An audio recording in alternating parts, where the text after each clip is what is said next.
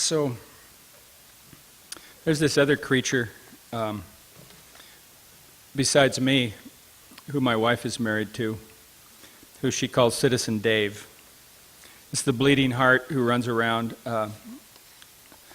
being sad and giving talks on conservation issues and various maladies. I think I'll read an example.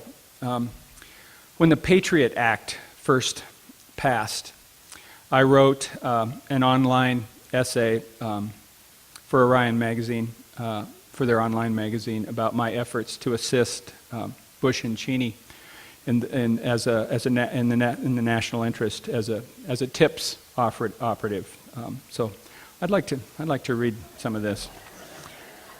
In late September 2002, while the Bush administration was patriotically trying to align our nation behind its desire to wage another war against an army 1/5 the size of the one the U.S. defeated in 2 days a decade ago, but a diabolical, security-threatening army nonetheless, my longtime friend, Onyx Smith, walked into my Montana home and handed me a letter penned by herself, Terry Tempest Williams, and Gretel Ehrlich. Part of it read, "Dear friends, we're inviting you to join us in a flurry of letters, op-ed pieces, essays, stories, poems, polemics written by women, and male friends too, who are outraged with the Bush administration's insistence on war. War with Iraq, war on civil liberties, war on the environment and the social issues central to all of us, particularly to families, women, children. Our idea is if we each speak to our own community, we can offer another way of seeing, another way of being, offer questions over answers, reflection over rhetoric, compassion over aggression," and so on. Nice letter. Under the Patriot Act and Operation TIPS, I hereby report to the FBI and all other pertinent federal agencies, my friends Onyx Smith and Terry Tempest Williams, and their friend, the writer Gretel Ehrlich, and wish my nation Godspeed in bringing them to justice. In hopes, as the Patriot acronym demands, of, quote, providing appropriate tools required to intercept and obstruct terrorism, I should add that Onyx home is in a big, beautiful meadow off the Blackfoot River, that the roads up there are confusing, but that I can show agents the way, since Onyx and her partner, Bill Kittredge, who I also suspect to be a non-patriot, have had me up there for dinners and parties many times. I'll miss those visits terribly, and it's embarrassing to turn Bill in, since he's done me huge personal favors and my endowed chair here at the university is named for him. But the new patriotism has its costs, and we must all be prepared to pay. I should warn that though Onyx is in her 60s, she may kick an agent or two's ass. Bill will probably just go grumbling, but don't let the press record him, as his grumbling has a tendency to be devastatingly on the mark.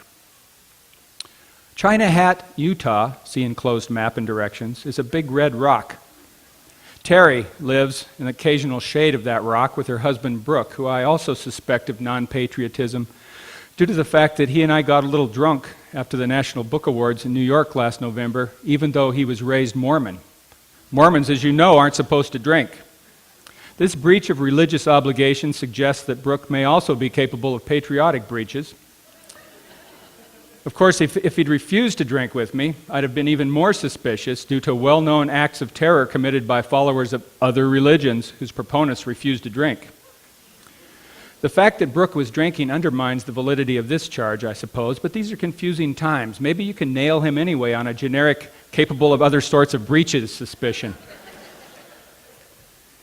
If you get the chance while tailing, wiring, interrogating, or incarcerating Terry, please tell her I'm sorry she got in the way of my duty as a Bush-Cheney patriot and TIPS operative. Her first published work was a review of my first novel, and it was kind. I should also confess, since she may rat me out under interrogation, to a situation that developed on the Antietam battlefield at the end of a large gathering there, when I was overcome by emotions more prayerful than patriotic, and gosh, I know this sounds bad, ended up weeping on Terry's right knee. Please try to understand, you agents and agencies, that I had infiltrated a gathering of 500 or so people, that we'd been grieving the industrial ruin of Earth for 3 days, and that on the last night we observed a long silence during which luminaria burned and fireflies glowed over a vast field where, in a single day, the souls of 36,000 rebel and Union patriots had been separated by bullets and swords from their bodies.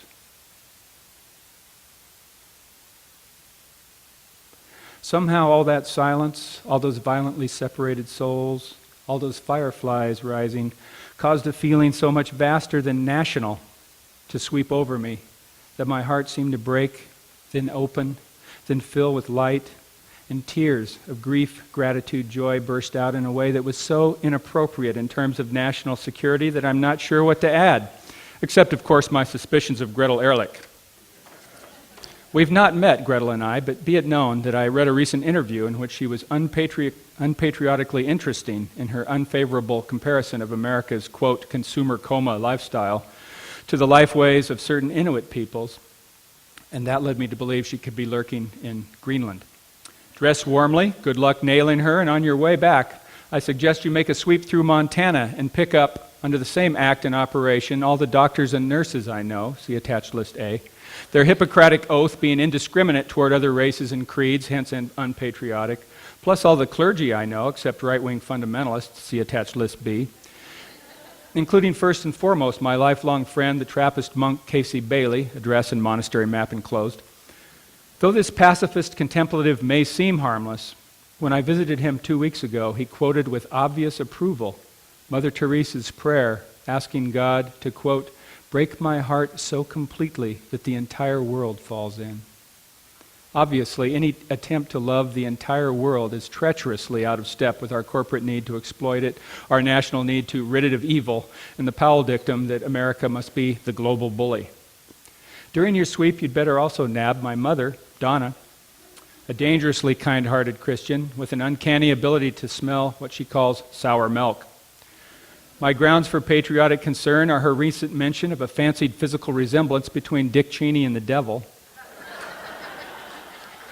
While you're at it, my wife Adrian and daughters Celia and Ellie are a potential security problem given their ongoing expressions of sympathy toward Iraqi children and seeming listlessness and depression with regard to the oil or war against terror. Actually, the longer I think about it, the more obligated I feel to turn in all my friends. See entire enclosed address book. In accordance with Patriot Act Title II, Section 501, Attorney General's authority to pay rewards to combat terrorism, and Section 502, Secretary of State's authority to pay rewards, I ask for prompt and ample remuneration for this difficult choice to defend Bush Cheney's America rather than my actual American friends and families, actual soil and ecosystems, actual honesty, actual perceptions, and actual allegiances. When determining size of payment, bear in mind that I will almost certainly require costly psychotherapy and medication. It's going to be hard to continue to serve my country without the people, places, ideals, and land I once lived to serve. Thank you from the bottom of my Patriot Act replaced heart.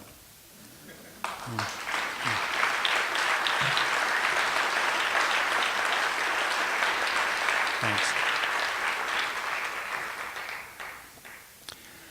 I understand that there's some kids in the audience, so I want to read something kind of for them.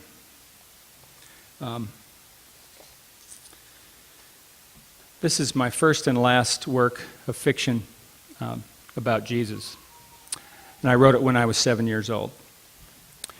And I'm going to include some free bonus commentary of the kind I share with writing and theology students at genuine expensive workshops. I was 7 years old when I penciled my first work of fiction. It happened in a second grade classroom in December 1959, when my classmates and I were ordered by kindly old Miss Hanson to make up and write down a story about Christmas. Since most of us had only been writing our names for a year or so, and only attempting sentences for a few weeks, Miss Hanson left things pretty wide open.